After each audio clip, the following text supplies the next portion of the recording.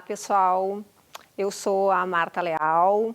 É um prazer estar aqui com vocês. Nós vamos conversar um pouquinho hoje sobre a Lei Geral de Proteção de Dados e alguns impactos que ela tem no ramo da construção civil.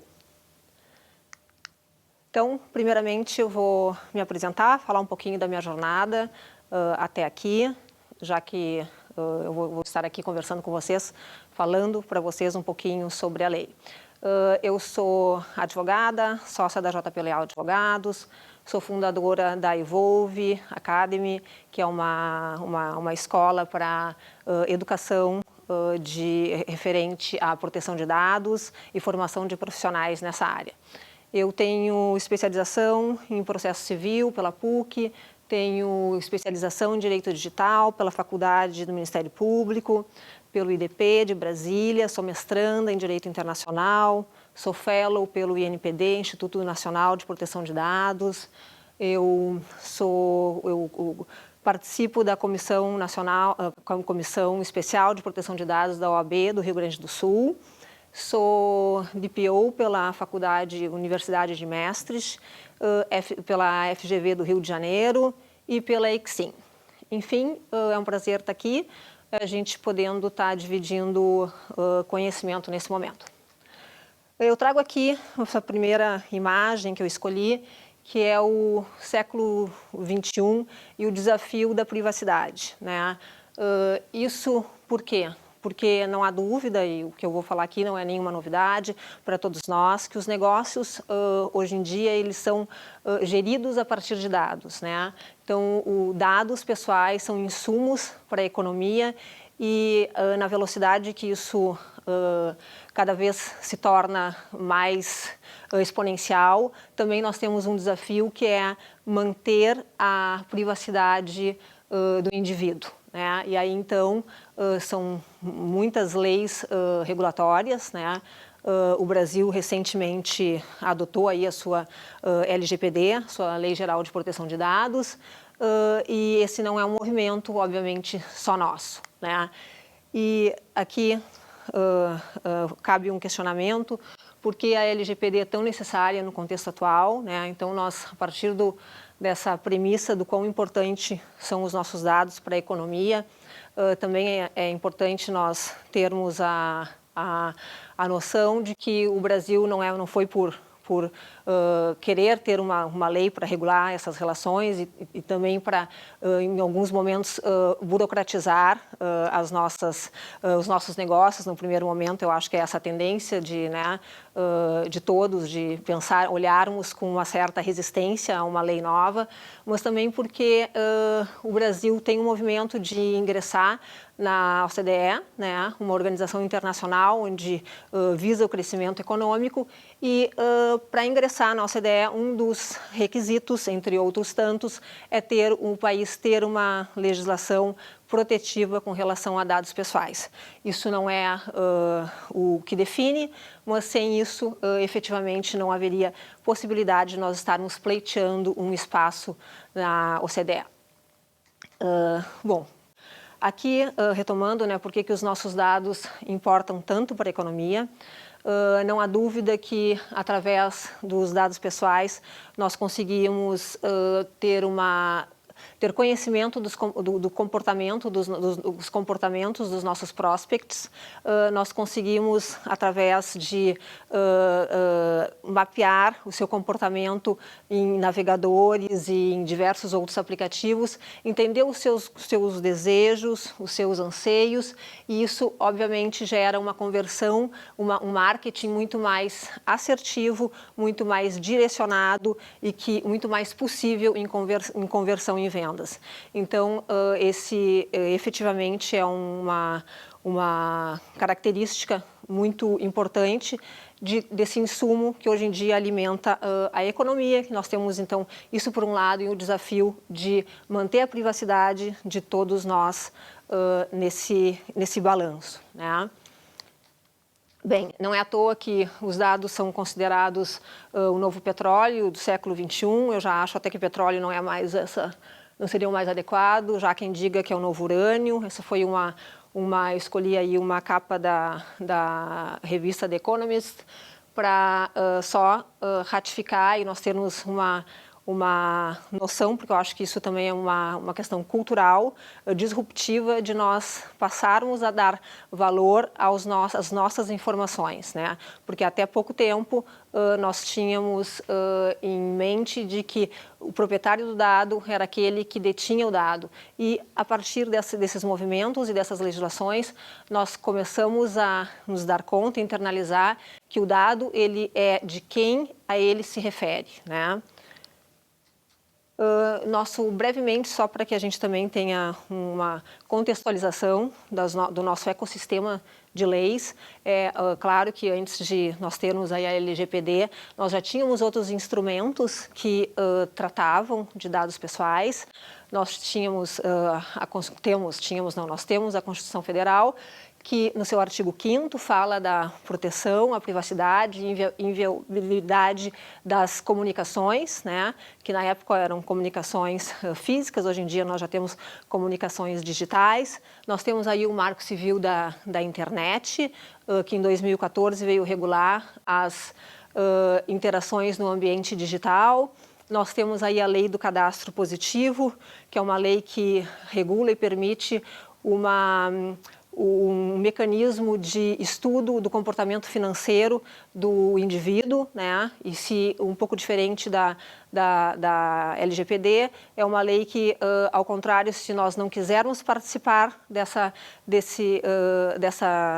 pesquisa, nós temos que ir lá e informarmos que não estamos interessados em ter os nossos dados como compartilhados para essa finalidade.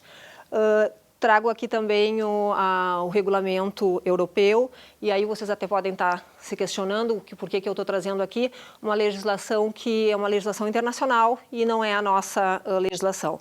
Mas ela é indispensável para que nós possamos entender a LGPD, inclusive para que nós possamos prever o nosso futuro daqui para frente, porque a União Europeia ela tem, a nível mundial, puxado o cordão da privacidade, e é ela que tem trazido essa bandeira, e através dos seus regulamentos, né, anterior ao regulamento europeu, nós tínhamos aí a Diretiva 95, e, sem dúvida alguma, a nossa legislação ela é poderíamos dizer, um filhote da legislação europeia, um pouco mais resumida, mas completamente inspirada no regulamento europeu. Então, muitas vezes, talvez, vocês vão estar ouvindo, ou eu até aqui nesse momento, que nós estamos aqui falando sobre a lei, mas em algum outro momento sobre o regulamento europeu,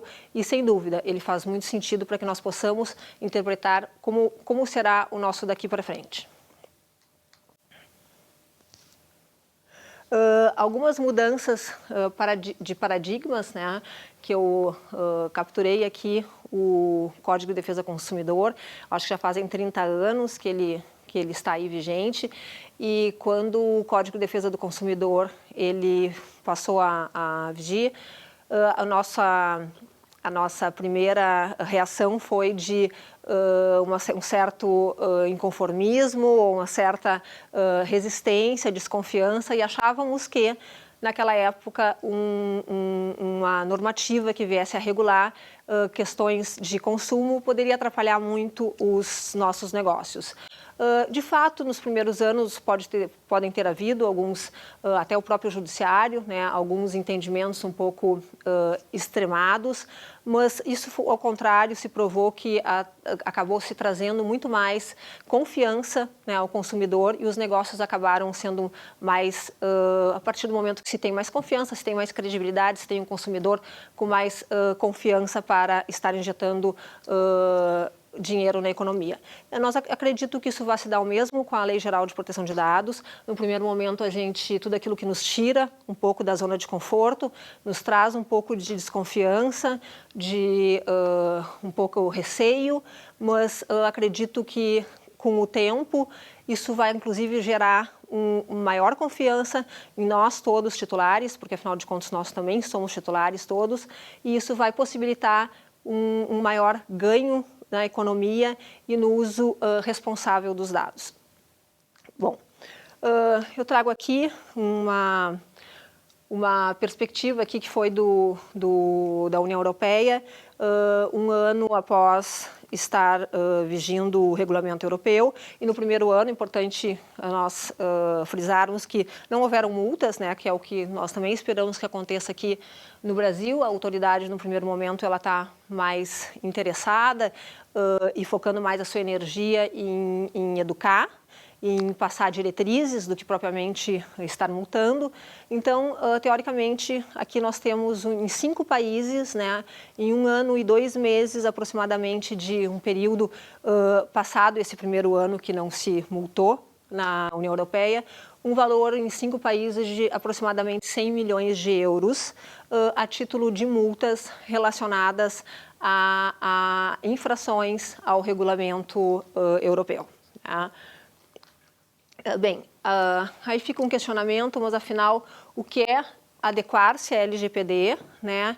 E por que as empresas devem estar adequadas, estar preocupadas em estar em conformidade com a lei, né? Eu vou optar nesse momento por responder primeiro a segunda pergunta, porque eu acho que talvez nós, olhando juntos os riscos de uma empresa não estar adequada com a legislação, nos sensibilize mais a querer, e sempre nós destacarmos que um projeto de implementação de adequação à LGPD é um projeto que nós usamos a expressão top-down, né, que é de cima para baixo, e é um projeto que ele tende a ter sucesso se a alta diretoria da empresa comprar o projeto, porque se a privacidade não for um tema que entrar nas prioridades da empresa, provavelmente esse projeto, quando ele chega no seu núcleo organizacional, nos seus colaboradores, nos seus funcionários,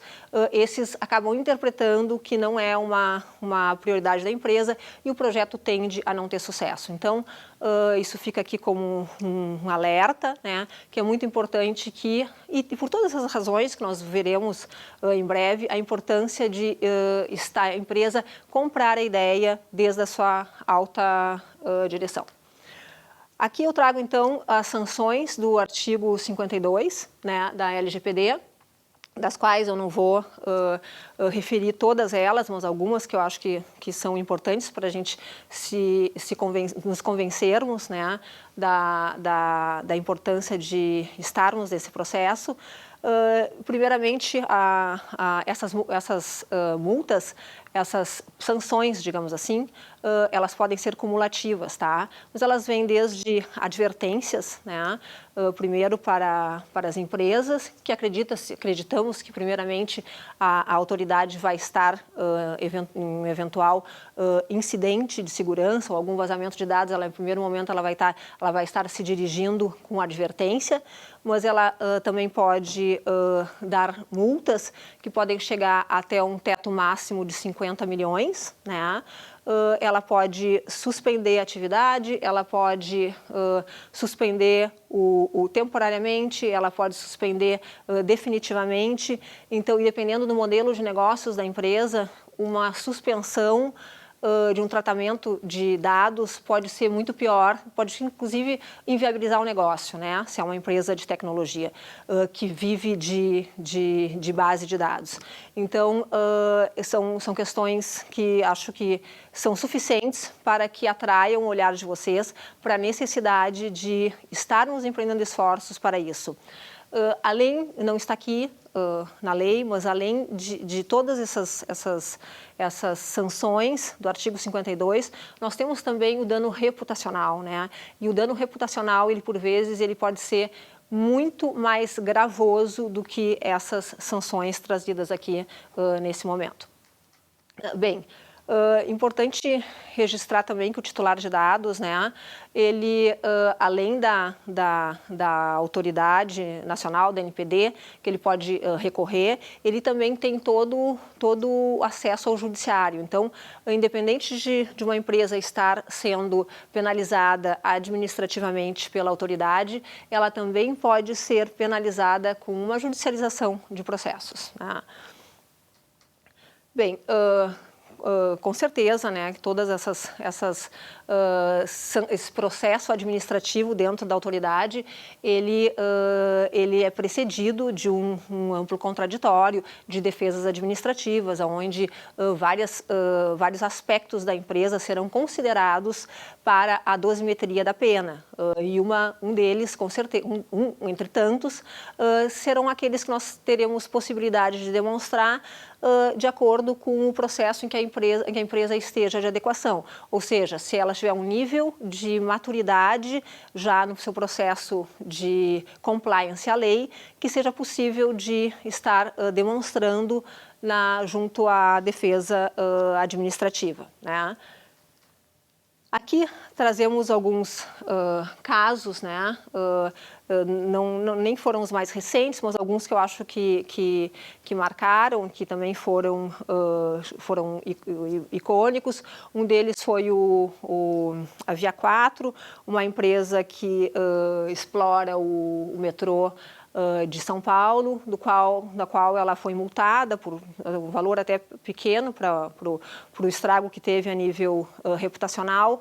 Foi multada na época por valor de R$100.000 por estar monitorando e fazendo uma biometria facial dos passageiros, né?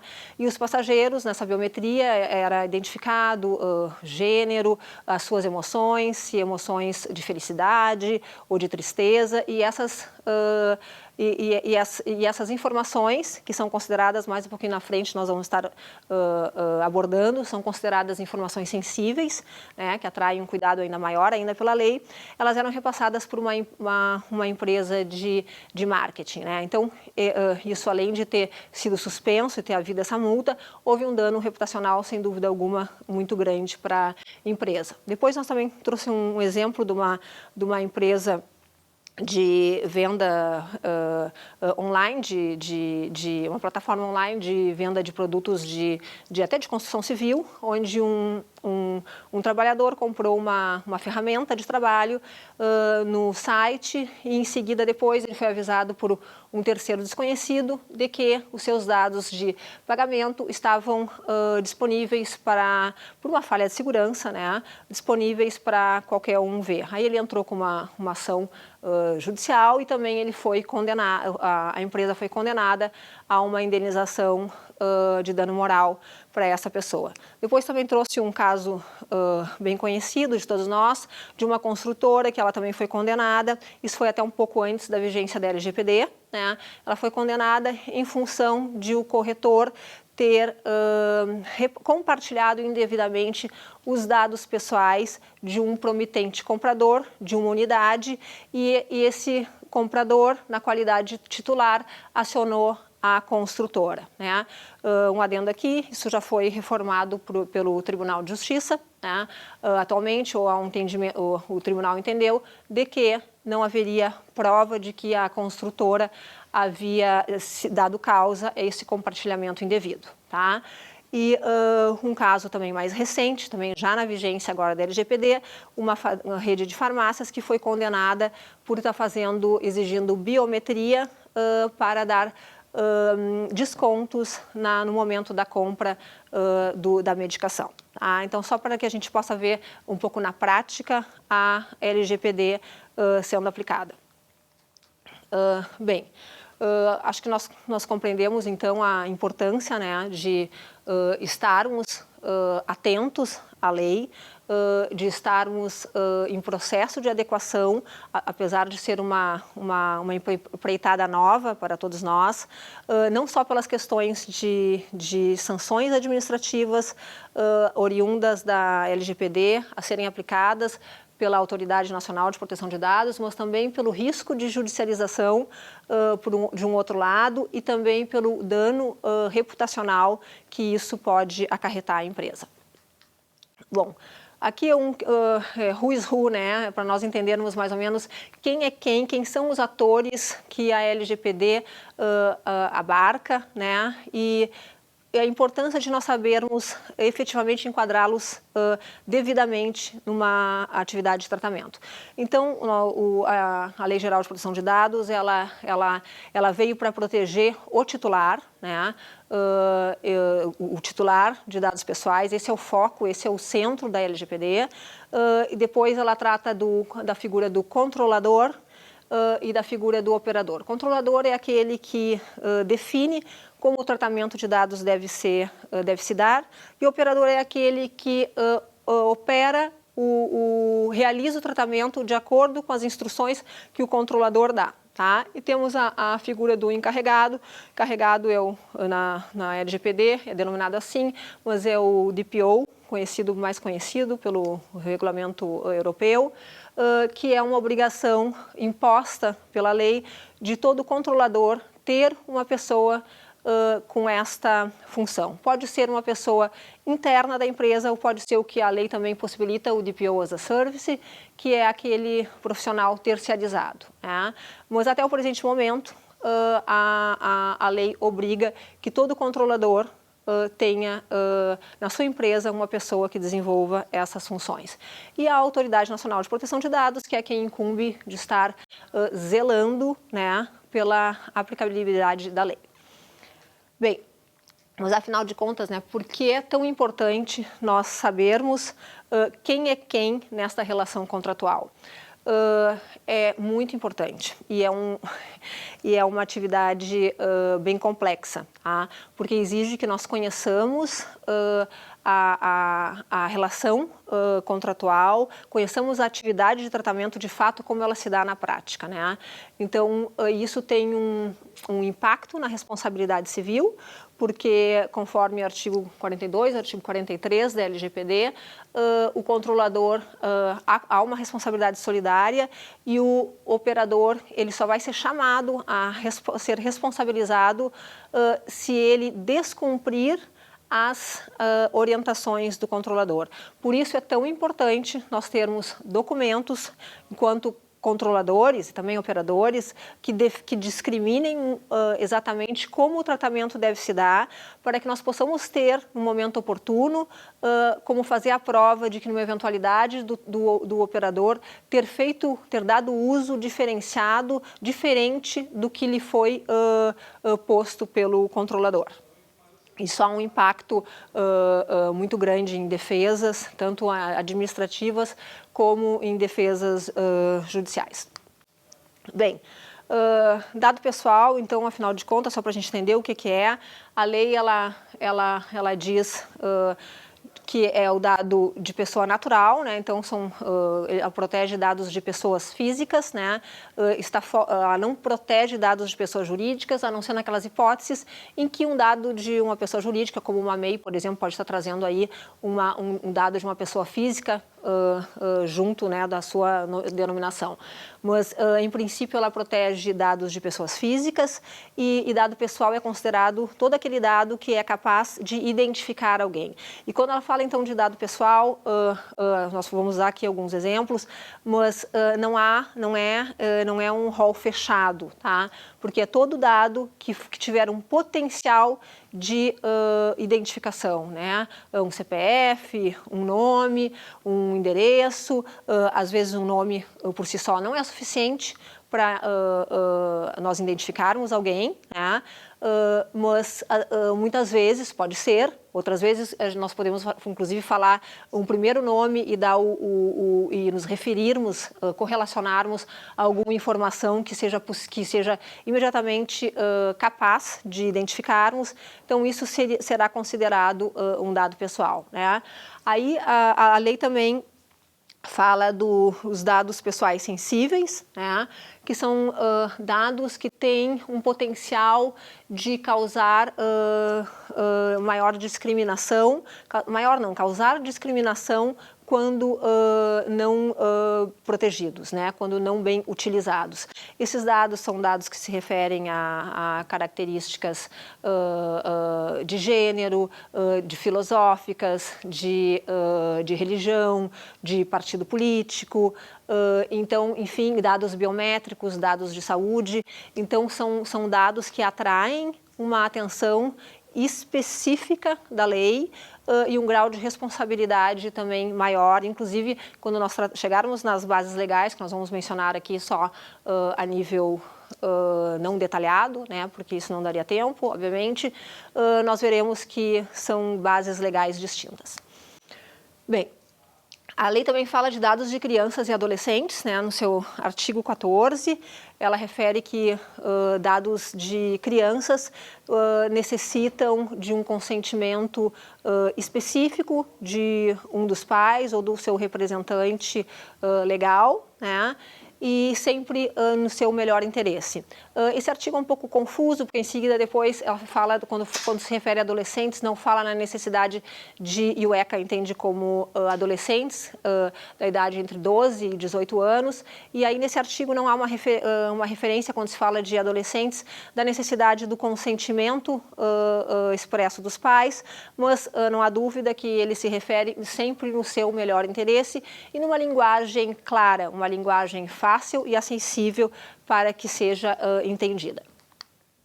Bem, depois nós viemos aqui para as bases legais, né, que é o artigo 7º da LGPD, e existem 10 bases legais que autorizam um tratamento de dados. Bem, significa dizer simplesmente que nós não podemos tratar nenhum dado se nós não enquadrarmos em uma dessas 10 bases legais. Temos aqui diversas bases legais, eu vou referir dessas 10, 5 que são as mais utilizadas no ramo aqui no nosso ramo que nós estamos tratando. A primeira delas, que eu vejo ser mais plausível de utilização, é a base de contrato e preliminares ao contrato, né? Que exemplificando, é quando, por exemplo, no caso do ramo da construção civil, é quando há uma coleta de dados com um prospect interessado numa unidade, e aí ele preenche uma ficha, em seguida depois ele preenche com uma promessa de compra e venda. Nessa promessa de compra e venda, o construtor ele precisa também encaminhar esses dados para uma análise financeira, para um possível financiamento. Isso tudo esses tratamentos, eles estão autorizados pela base legal, né, execução do contrato e procedimentos preliminares, mas obviamente devidamente se o titular estiver sabendo o que vai acontecer com seus dados. Depois nós temos a base do legítimo interesse, que também é uma base utilizada em algumas atividades de tratamento, né? Temos a base do consentimento, que é uma base legal que nós utilizamos só quando não há outra possibilidade de estarmos usando, de enquadrarmos em uma dessas bases legais, e aí nós precisamos pedir efetivamente o consentimento na forma que a lei prevê ao titular. O consentimento ele exige uma gestão desse consentimento, ele pode ser revogado a qualquer momento, e a partir do momento em que ele é revogado, não se pode mais tratar o dado. Então, por isso, muita atenção quando escolhermos as bases legais, porque dependendo da escolha que nós fizermos, nós teremos que arcar com algumas consequências, e muitas vezes um dado, se a base legal não deveria ser o consentimento, como atuar se precisamos continuar tratando os dados e foi alocada uma base legal equivocada e o titular se opor à continuidade desse tratamento. Então aqui há uma necessidade, há também aqui, em muitas situações, obrigação legal, né, de nós estarmos guardando documentação para órgãos regulatórios, enfim, e-social é um exemplo disso. Nós guardamos informações para também estar repassando para órgãos regulatórios, né, e também para defesas em processos judiciais. As demais bases eu não vou comentar aqui, porque apesar de elas estarem na lei, não acho que sejam o caso da nossa atividade de setor aqui tratada. Bem, além disso, além dessas 10 bases legais, o artigo 6º da lei também refere que não basta só ter uma base legal, nós precisamos respeitar todos os princípios da lei, né? Os princípios da lei são a necessidade de ser transparente, tá? Significa que o titular precisa saber o que está acontecendo. Não basta só eu ter enquadrado numa base correta, uma base de dados, uma hipótese autorizativa legal correta, se nós não estivermos informando para o titular o que está acontecendo, o que vai acontecer com o dado dele. Nós temos o princípio da finalidade, que para cada tratamento é necessário haver uma finalidade específica. Eu não posso dar um uso diferente, uma finalidade diferente àquilo que eu informei para o titular, né? Há o princípio da necessidade, não devemos pedir mais dados e tratar mais dados além daqueles que são necessários para o efetivo tratamento, né? A prevenção, o princípio da prevenção, precisamos tomar as medidas preventivas para a garantia desses dados, a segurança dos dados, né? O controlador, o agente de tratamento precisa adotar as medidas administrativas e técnicas para garantir a proteção dos dados pessoais. Nós temos o princípio da prestação de contas, né? O princípio da accountability, que significa que o controlador ele precisa prestar contas de que que ele está tratando os dados pessoais do titular de forma adequada, que ele está tomando todas as medidas. Então, não basta estar fazendo bem feito, é necessário estar apto a comprovar. E isso nós vemos muito nas defesas, tá? Uma empresa que tenha capacidade de demonstrar que ela tem um nível de maturidade, que ela tem cuidado em adotar as melhores práticas através de documentos, através de treinamentos do seu corpo, de funcionários, através de código de condutas, através de políticas de privacidade, de contratos regulando fornecedor e a sua empresa, né, na qualidade de controlador e operador. Fica muito mais factível de nós alcançarmos um êxito, né, em defesas, tanto na esfera administrativa como na esfera jurídica. Bom, então aqui, após o correto enquadramento da base legal, que permite o tratamento de dados pessoais pelo controlador, se faz necessário observar todos esses princípios aí que nós observamos. Não basta só ter uma base legal.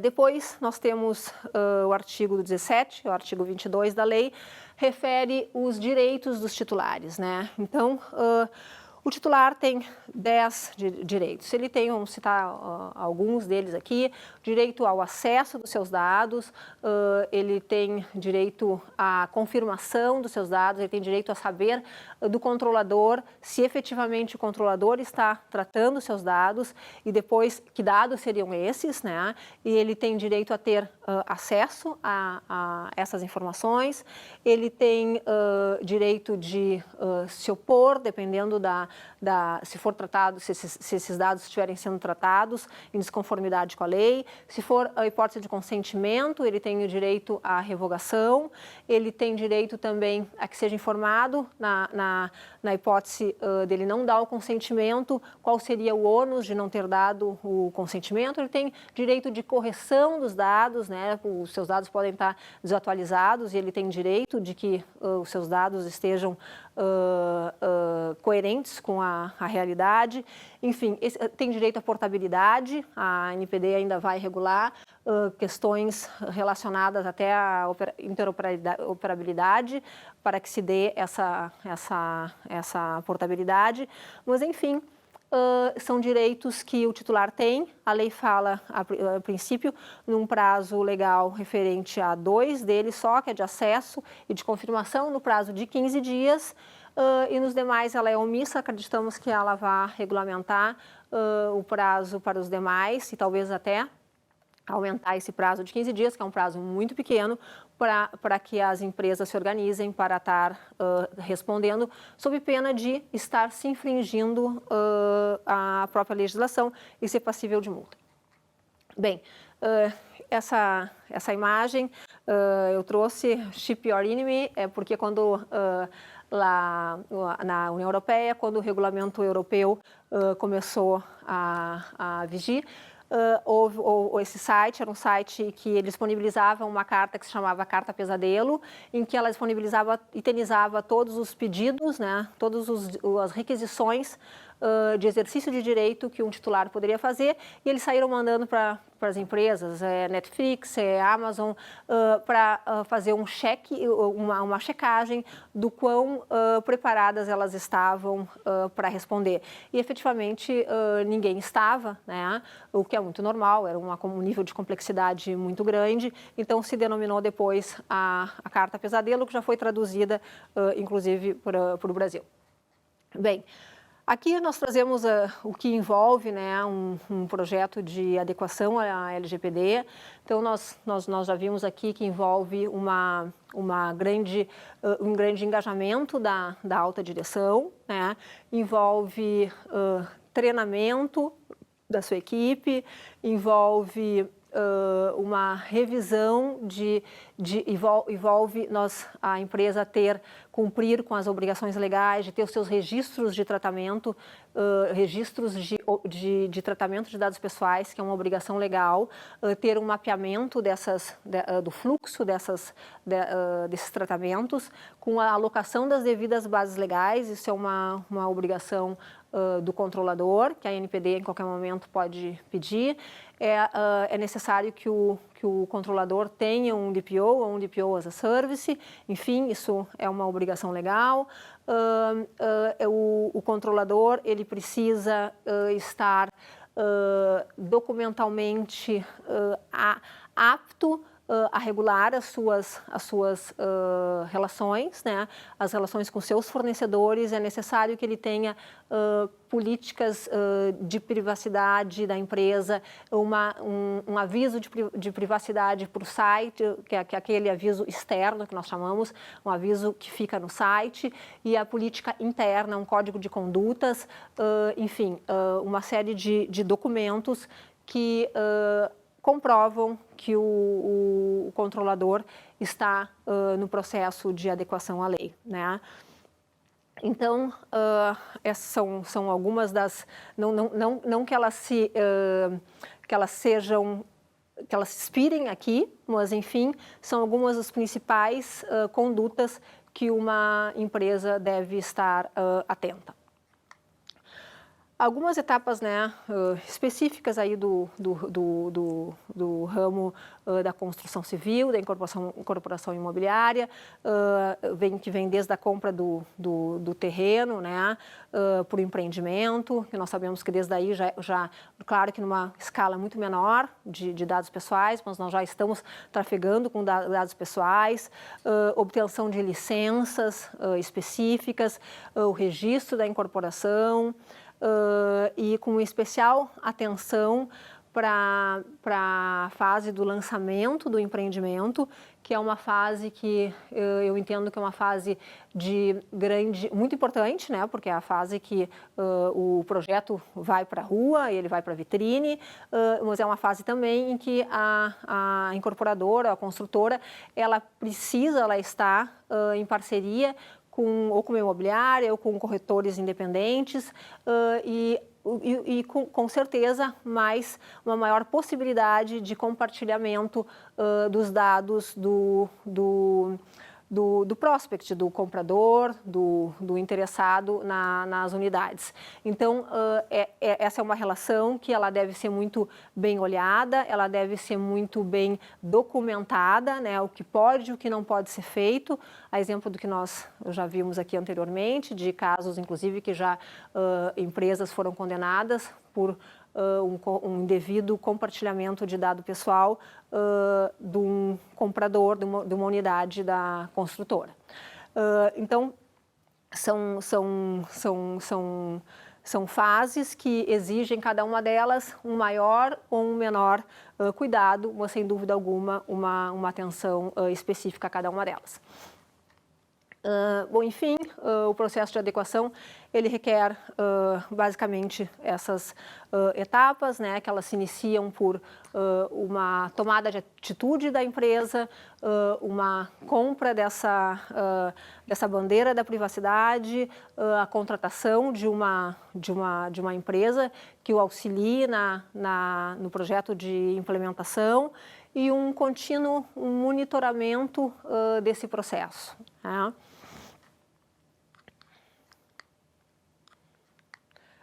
Alguns casos aqui também para a gente gosto de trazer para que a gente possa sempre visualizar na prática, né?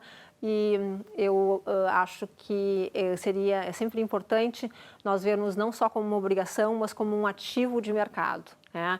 E cada vez mais eu vejo isso. O Itaú, no início do ano, fez uma propaganda em que a propaganda era apenas falar sobre a importância de ser um banco que cuidava com a privacidade dos dados do seu cliente, né? A Apple, um pouco antes ainda, lançou um iPhone do qual ela não falou em nenhum momento de nenhuma característica tecnológica do iPhone, mas ela falou somente de que todo o iPhone tem, e de fato nós sabemos que tem, toda a nossa vida ali dentro e o maior ativo que eles estavam nos oferecendo era a segurança do cliente saber que aqueles dados estavam protegidos pela tecnologia capaz de dar essa segurança.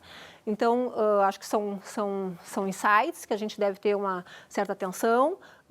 O Facebook, ele o Senacom multou ele num valor elevado, também, se não me engano, foi um valor de 6 milhões, decorrentes do compartilhamento indevido de dados, decorrentes do escândalo aquele da Cambridge Analytica ainda, e houve essa multa, se eu não me engano, inclusive foi fechada num acordo, né? No mesmo caso de compartilhamento indevido de dados decorrente do escândalo da Cambridge Analytica, nos Estados Unidos o Facebook foi multado em 6 bilhões, né? E temos também casos aí já da TIM sofrendo investigação por vazamento de dados de 100 mil clientes. Então, isso cada vez mais está no nosso dia a dia. Eu sempre digo, a gente deve pensar, não é se vai acontecer, mas é quando vai acontecer e em que grau de maturidade a empresa estará quando isso acontecer. E com certeza vai fazer toda a diferença. Bem, trouxe aí também mais 2 casos, casos práticos, né, que também aconteceram.